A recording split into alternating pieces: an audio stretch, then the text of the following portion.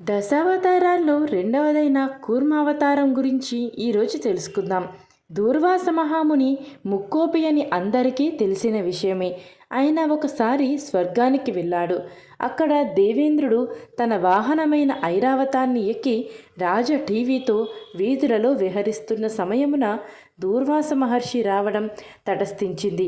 ఆ మహాముని తన మెడలో ఉన్న పారిజాతమాలను తీసి ప్రేమతో దేవేంద్రునికి అందించాడు.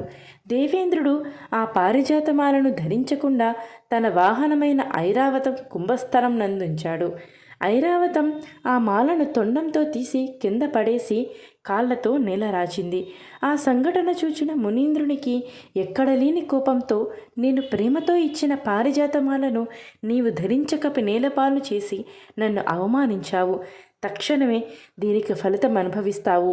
నీవు నీ భోగభాగ్యాలను, ఇంద్ర పదవిని, సిరి సంపదలను సమస్తం ఈ సముద్రంలో కలిసిపోవుగా అని శపించాడు. మహర్షి శాపం వల్ల ఎలాంటి ఉపద్రవం ముంచుకొస్తుందోనని దేవేంద్రుడు చింతిస్తున్నాడు.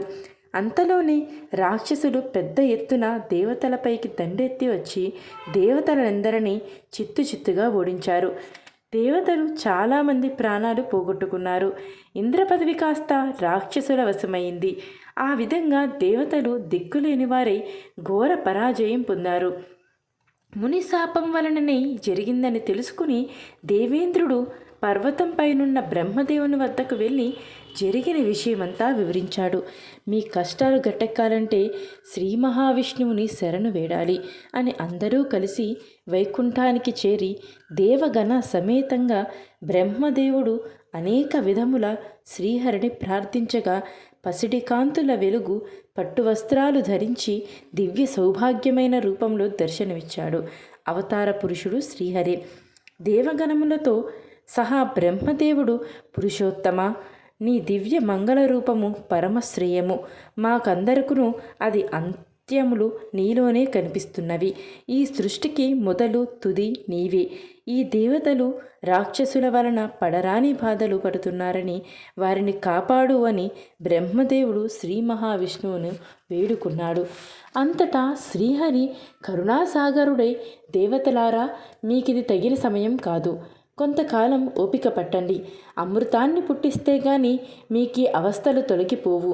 అమృతం పుట్టాలంటే పాలు సముద్రాన్ని భజించాలి. పాలు సముద్రాన్ని భజించడం అంటే మాటలు కాదు. అది మీ దేవగణాలకు ఒక్కరికి సాధ్యపడదు.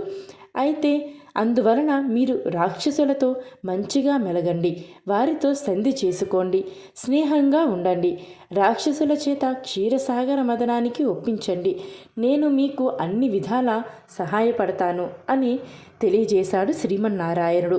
శ్రీహరి మాటలకు దేవతలు సంతోషించి రాక్షసులతో సంధి చేసుకుని వారితో మంచిగా మెలగనారంభించారు. కొంతకాలం తర్వాత మనం కలిసి ఉంటే ఎంతటి కష్టమైన కార్యాలనైనా అవలీలగా సాధించవచ్చును. అందుకని మనం అమృతాన్ని సంపాదించాలి. అమృతం సంపాదించాలంటే పాలకరిని మంథర పర్వతంతో మదిస్తే అమృతం లభిస్తుంది. దానిని సమానంగా పంచుకుని అందరం అనుభవిద్దాం. అమృతం సేవిస్తే మనకు చావు ఉండదు, మూడు లోకాలకు మనకు ఎదురుండదు అని దేవతలు చెప్పారు. ఆ మాటలు నమ్మి సరేనన్నారు రాక్షసులు. వెంటనే దేవతలు రాక్షసులు కలిసి పాల సముద్రమును మదించడానికి పూనుకున్నారు. దేవతలు రాక్షసులు కలిసి వాసుకి అనే సర్పరాజుని ప్రార్థించి ఆయన అంగీకారం తీసుకుని అతడిని మందర పర్వతానికి తాడుగా చుట్టి తలభాగాన్ని రాక్షసులు, తోకభాగాన్ని దేవతలు పట్టుకుని చిలకడం మొదలుపెట్టారు. పర్వతం అడుగు భాగాన ఆధారం ఏమీ లేదని కారణంగా మందరగిరి పర్వతం విలువక జారి పాల సముద్రంలో జారిపోవడం జరిగింది.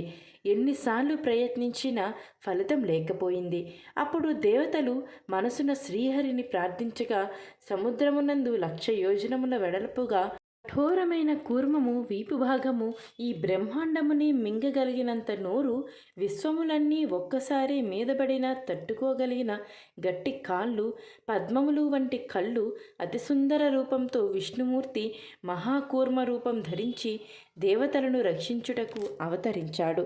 అలా తాబేలు రూపం ధరించిన శ్రీహరి పెద్ద పెద్ద అడుగులు వేసుకుంటూ ఆ సముద్రంలోనికి ప్రవేశించి చిన్న ముత్యమును అరచేతిలో పెట్టుకుని పైకి ఎత్తినట్లుగా సముద్రంలో మునిగిన మందర పర్వతమును పైకి ఎత్తి తన వీపు మీద పెట్టుకున్నాడు.